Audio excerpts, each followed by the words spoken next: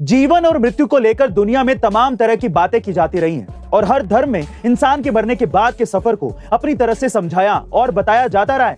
लेकिन वैज्ञानिकों के इस पर अपने अलग ही तरह के दावे होते हैं और इन्हीं में से एक वैज्ञानिक सीन कैरोल ने अपने एक बेहद चौंकाने वाले दावे में यह कहा है कि अगर दुनिया में सब कुछ विज्ञान के नियमों के हिसाब से चलता है तो ऐसा हो ही नहीं सकता कि मृत्यु के बाद कोई भी जीवन संभव हो।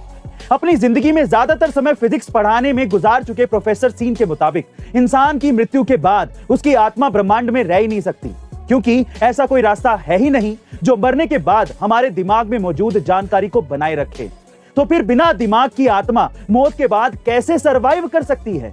बहरहाल इसमें कितनी सच्चाई है ये तो वक्त ही बताएगा, लेकिन आपको ये जानकारी कैसे लगी कमेंट सेक्शन में जरूर लिखिएगा।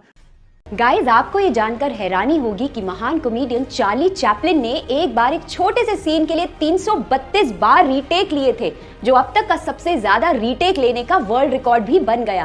गाइस, चार्ली चैपलिन तब तक अपने काम को करते थे जब तक वो काम एकदम परफेक्ट ना हो जाए।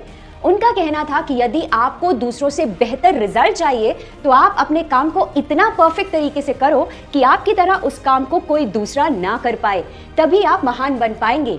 गाइस, आप भी चार्ली चैपलिन की इस बात को अपने जीवन में उतारिए और एक महान इंसान बनने की ओर अपना पहला कदम बढ़ाइए।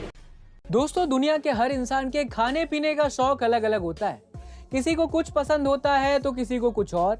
लेकिन फ्रांस के मिशेल लोटिटो एक ऐसे इंसान थे जो लोहे से बनी चीजों को पनीर की तरह खा जाते थे। भैया, ये तो बहुत ही गजब है। मिशेल लोटिटो का नाम उस वक्त सुर्खियों में आया जब साल 1978 में उन्होंने एक हवाई जहाज को खाना शुरू कर दिया और केवल 2 साल में ही यानी 1980 तक वो पूरा का पूरा हवाई जहाज ही खा गए।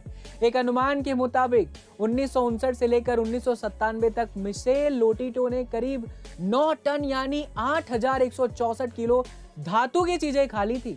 तो दोस्तों, क्या आप इससे पहले तक इस फैक्ट के बारे में जानते थे? कमेंट सेक्शन में जरूर लिखिए और ऐसे ही अमेजिंग इंफॉर्मेटिव वीडियोस के लिए लाइक शेयर सब्सक्राइब करना ना भूलें।